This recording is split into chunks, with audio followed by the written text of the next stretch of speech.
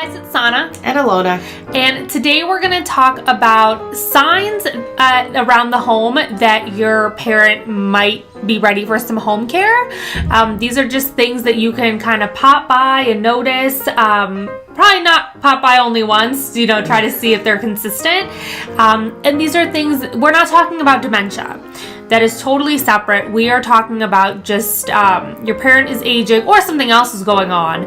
And what kind of warning signs are there around the house that you can kind of pick up on without confronting them? Yeah, there's definitely some things that are, they seem pretty obvious, and some things that, are kind of incognito and you have to look for and you don't necessarily know it may mean something. So one of the more obvious ones is bruising. Any kind of bruising or scrapes that you see on your parents, definitely ask, how did you get this? I mean, you probably get the answer of, I don't know, and they're lying 1,000%, but that's not the point. Any cuts or bruises. Now, we do know that, older people will bruise easily, and you do have to leave, room for error here, but if you're seeing them frequently, they're probably falling or bumping into things, so definitely look for that. I would definitely say if they have long hallways or, any hallways or doorways, look for any smudging, look for any scrapes on that, because what that means to me is that they're grabbing onto these things as they're walking. So are you, just groggy in the middle of the night and you grab the doorway, or are you losing your balance? Are you having problems walking and you're kind of guiding yourself using the walls or the doorway? So that would be definitely something that I would look for.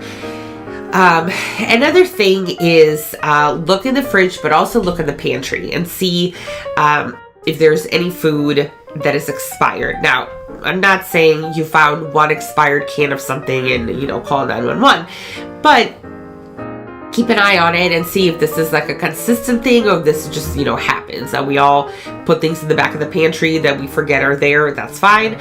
But if you see that this is a consistent problem, then I would definitely let that be a bit of a red flag.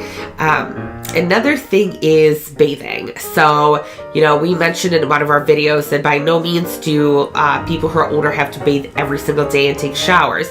But if you're noticing that it's not even once or twice a week, and then this is something that they don't want to discuss and they don't want to talk about, and that they're just not doing, and that they're wearing the same clothes maybe 4 or 5 days in a row without changing the undergarments, then for sure they're not showering, and that would be a concern to me of why aren't you showering and why aren't you changing the clothes, because that will give you kind of the answer will kind of lead you in the direction of what is going through their heads.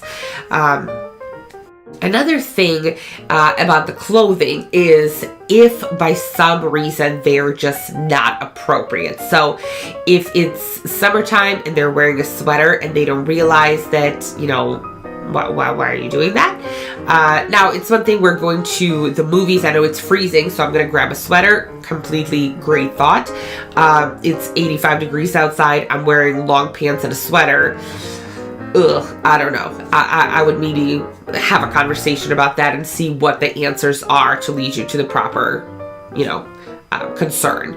Another thing I would pay attention to, if your parents have always been good about, paying bills on time and staying on top of their finances, if that's all of a sudden you see a pile of bills sitting there or mail that hasn't been opened and that's not like them, I would definitely let that 100% let that be a concern. And honestly, the biggest problem I would pay attention to is pills.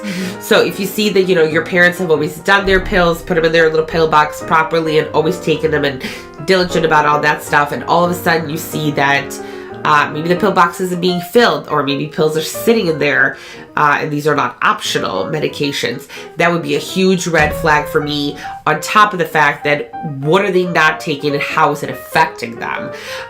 So that would make me call the doctor and get them in for sure right away. So not everything's an emergency, not everything is going to lead to something horrible, but I would pay attention to these things and maybe start to talk to the doctor about getting some help for them.